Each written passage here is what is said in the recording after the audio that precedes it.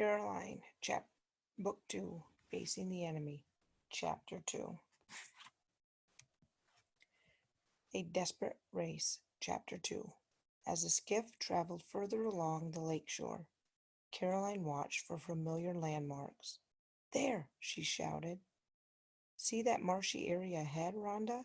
She pointed to a swampy cove where tall grasses and cattails pushed from the water. The shoreline was wooded with no houses in sight. That's where Hickory Creek flows into the lake.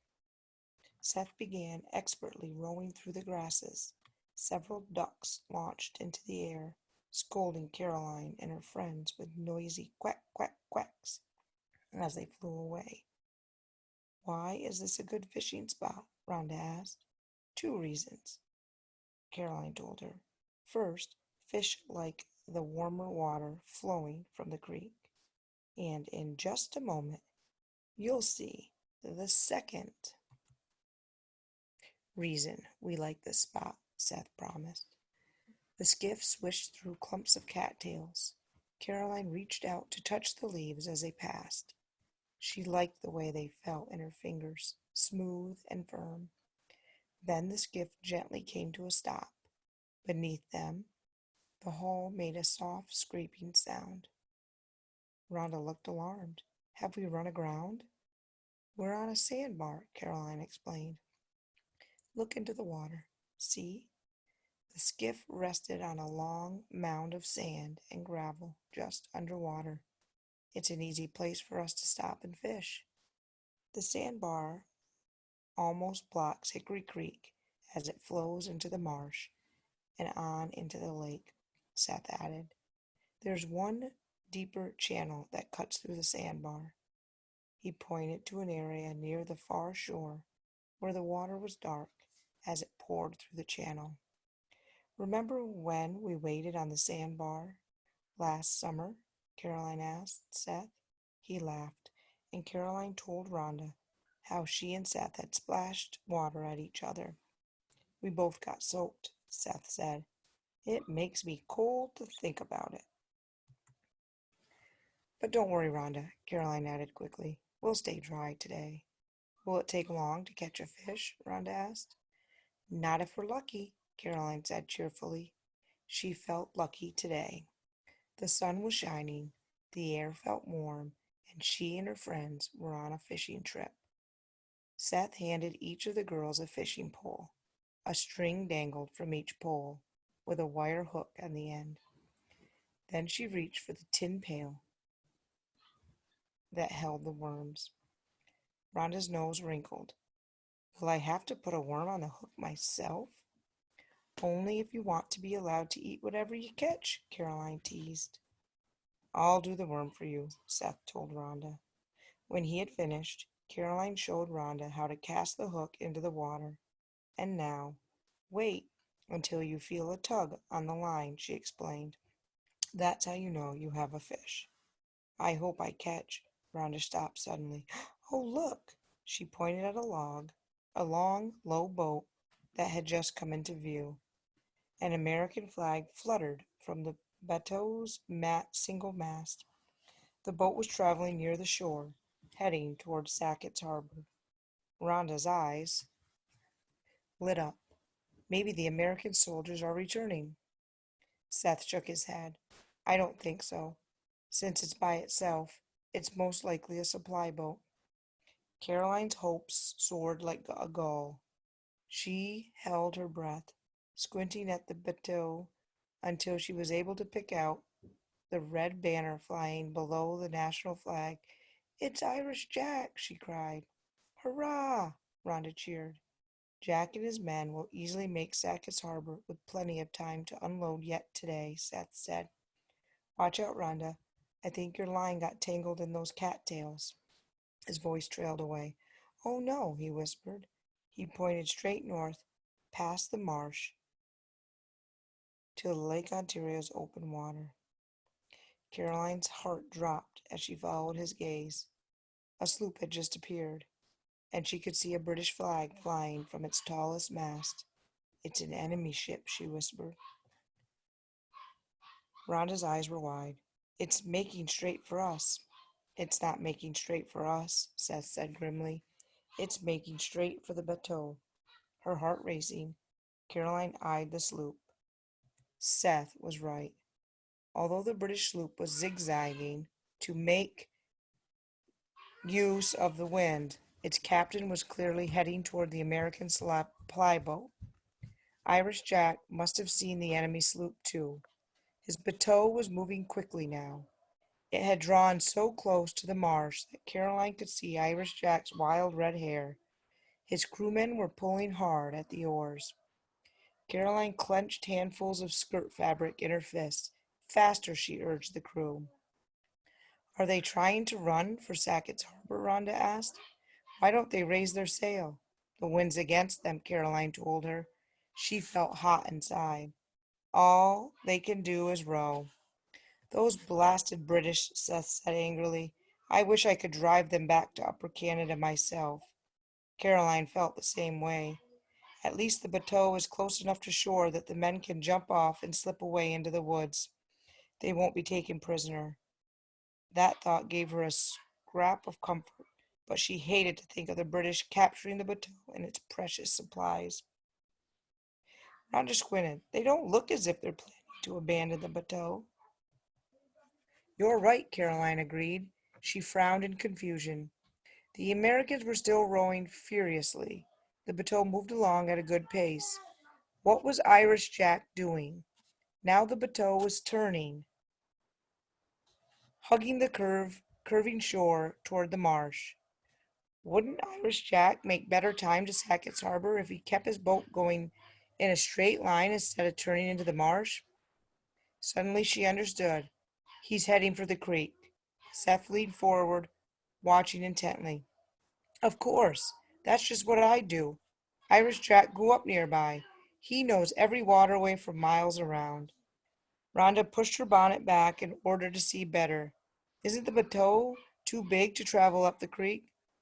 A bateau rides high in the water, Seth explained. It will glide right through that deep channel. But if the British try to follow, they'll risk running their sloop aground on the sandbar. I'd guess Irish Jack could make it maybe half a mile or more before the creek gets too narrow and shallow for them to continue. They'll be safe from the sloop's cannons, anyway. The British ship was well away, but still making its determined progress toward them. Go! Caroline yelled across the water to Irish Jack and his men. You can make it! She hugged her arms across her chest, every muscle tight, wishing she could help them now. The bateau was so close now that she could hear the oars splashing. The men were grunting with effort, bending forward and leaning back in a rhythm as they strained to outrun the sloop. As Irish Jack muscled his bateau perfectly among the cattails and on through the narrow channel, Caroline and her friends cheered. The big man gave them a quick wave before his boat slid into Hickory Creek. Soon the bateau moved around a bend and out of sight. Caroline turned toward the British sloop. You've lost, she crowed, although the sailors were too far away to hear. Turn back! But the sloop did not turn back. Caroline's sense of triumph turned to alarm. I don't believe it, Seth pounded one fist against his knee. The captain is going to try to follow Jack. I thought you said his sloop would run aground if he tried to sail into the creek, Rhonda said. Seth narrowed his eyes, considering. Normally it would, but the creek is running high from the spring rains. Maybe the captain thinks his sloop could make it through the tunnel. And, Rhonda finished his sentence. And if it does, the British will catch the bateau. Caroline couldn't bear to see the British seize the supplies that were so desperately needed at the shipyard. But what could she and Seth and Rhonda do? Throw their fishing poles at the sloop? Seth could hardly use his little axe to attack the British sloop armed with cannons. Caroline closed her eyes, trying to concentrate. All we need is one idea, she thought. Just one good idea. A gull called harshly. Caroline opened her eyes and saw a lone white gull dive nearby. It startled a turtle that had been sunning itself on a fallen log. Caroline stared at the log and caught her breath. Quickly, she began pulling off her shoes and stockings. Seth, she cried, see that fallen log? We might be able to block the channel with it. Seth glanced at the log and yanked off his shoes. It's a grand idea, he said, although I don't know if it will work. We can try, Caroline said stubbornly. Rhonda leaned to the far side. Rhonda looked puzzled, but she did as Caroline asked. Caroline swung her legs over the skiff's side and slid onto the sandbar. She yelped as icy water clutched her feet, her shins, her knees. The creek was higher than usual. She could feel the current tugging at her as it flowed over the sandbar. Seth splashed down beside her. He pulled Sparrow higher on the sandbar, making sure it was wedged tight and wouldn't float away. Just sit still and you'll be fine, he told Rhonda. Caroline, I'll haul that log over. You grab any branches you can find. I want to help too. Rhonda pulled off her shoes and stockings. Seth took her hand as she scrambled into the water. Rhonda gasped. Oh, it's freezing. Her beautiful skirt billowed like a flower before becoming waterlogged. I'll look for branches, she said. Be sure to stay on the sandbar, where the water isn't too deep, Caroline warned her. The girls headed toward shore, struggling to move through the cold water. Caroline wished she were as tall as Seth and not wearing long skirts. The sand shifted beneath her feet with every step. Let's grab that one, she said, pointing to a long branch on shore. The girls retrieved the branch and pulled it over the sandbar to the deep channel. Seth waded to the log where the turtle had been sunning. With a mighty heave, he managed to tug it free. Caroline held her breath as he floated it back through the cattails. Is it long enough to block the channel?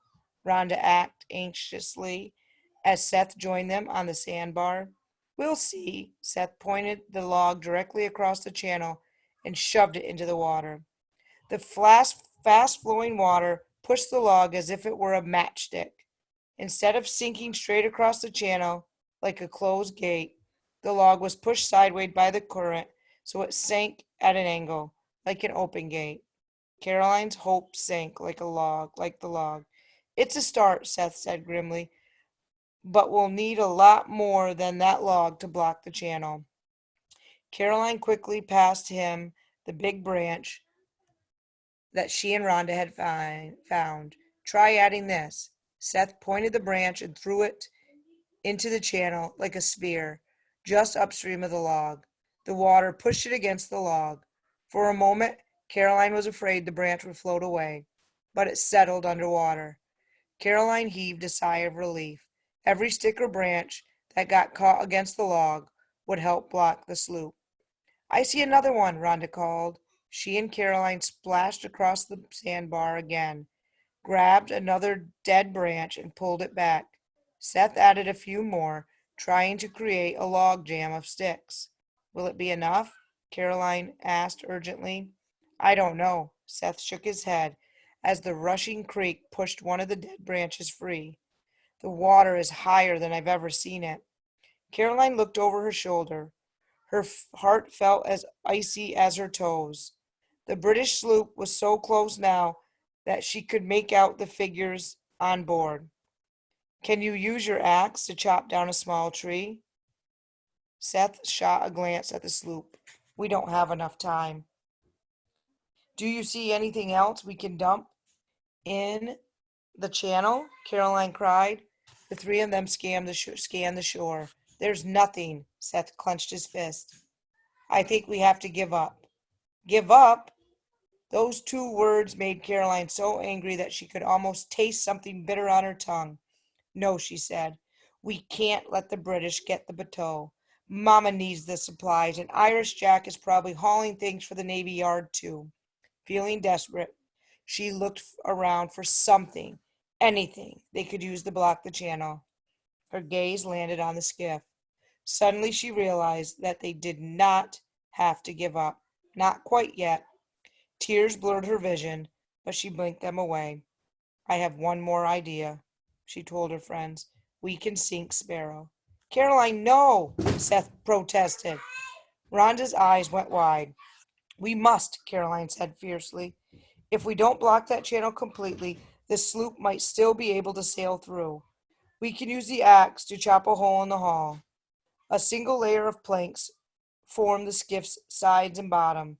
It would be easy for Seth to break through, and then water would flood the skiff and sink it. Caroline began wading through the icy water toward the skiff. Seth and Rhonda splashed after her. When they reached it, Seth grabbed their shoes from the bottom of the skiff, stuffed their stockings inside, and hurled them to dry land. We need to tow the skiff to the channel, Caroline said. Seth snatched the bow line. Rhonda and Caroline grabbed the skiff, one on each side, panting as they struggled to pull it to the channel. Sparrow was heavier than Caroline had expected, and their progress was slow. The enemy sloop was gaining on them. Quick, Seth, get the axe, Caroline cried. An angry shout rang across the water. It sounded close. Caroline didn't dare to glance back at the British sloop. Seth grasped his axe. Hold her steady. Don't let the current push her away. The girls struggled to hold the skiff in place over the deep channel, but the current from Hickory Creek was strong. Caroline knew her aching arms couldn't hold the skiff against the rushing water. Throw me the bow line, she shouted to Seth. Caroline caught the rope Seth tossed her and reached for the end of the log he'd sunk in the channel. It had come to rest just under water, and she needed to tie the skiff to it. She could barely see what she was doing through the tumbling water. Her numb fingers felt wooden. I can't hold on much longer, Rhonda whimpered. Caroline tried to remember how to tie a strong knot. Thoughts raced through her mind as fast as she couldn't catch a single one. Panic bubbled up inside. Then she heard Papa's voice in her memory. Sailors practice their knots so often that when they need to make one quickly, their hands remember how. Caroline took a deep breath and tried again. She found that her hands did indeed remember how. Soon the skiff was secure against the log. Caroline knew it would hold long enough for Seth to do his job. Seth raised his axe. Whack, whack, whack. The blade made a horrible sound as it bit into Sparrow's hull.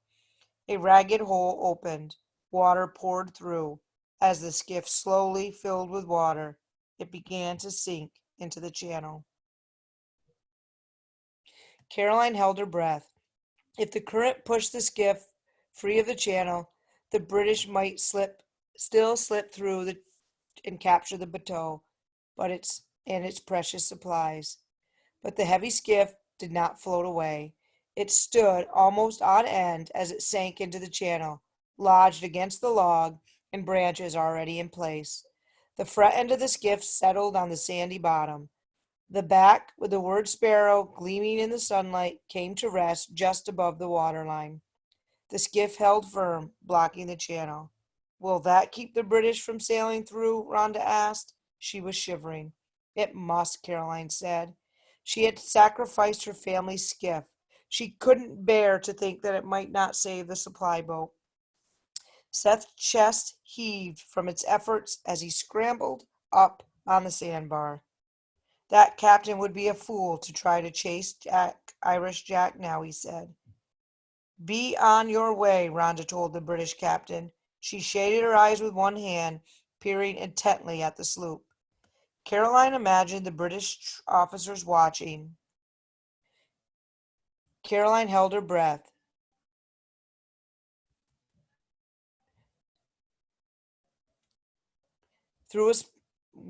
Imagine the British officers watching through the spyglass as they tried to decide what to do. The next few moments seemed to pass very, very slowly. Finally, the sound of shouted commands drifted across the water. The crewmen adjusted their sails. The sloop turned back toward Upper Canada. They're giving up, Rhonda cried. Seth whooped with joy. Caroline could hardly believe her eyes. But there was the British sloop, sailing away in defeat. We did it, she said. We really did it.